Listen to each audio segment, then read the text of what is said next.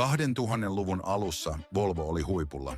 Kaikki näytti vakaalta, turvalliselta, mutta vain muutamaa vuotta myöhemmin yhtiö oli konkurssin partaalla. Maailmanlaajuinen kriisi, johtamisvirheitä, vanhentuneet mallit. Volvo XC90, joka aluksi teki vaikutuksen, ei enää pysynyt kilpailussa mukana. Yhtiö taisteli selviytyäkseen, tuskin pysyen hengissä. Hiljaisuus, epävarmuus. Käännekohta tuli, kun kiinalainen Geely osti Volvon.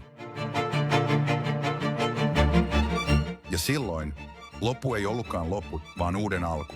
Uusi alusta, uusi ajattelutapa. Volvo XC90 tuli Volvon paluun symboli. Skandinaavista minimalismia, huippuluokan turvallisuutta ja rohkeaa hybriditeknologiaa.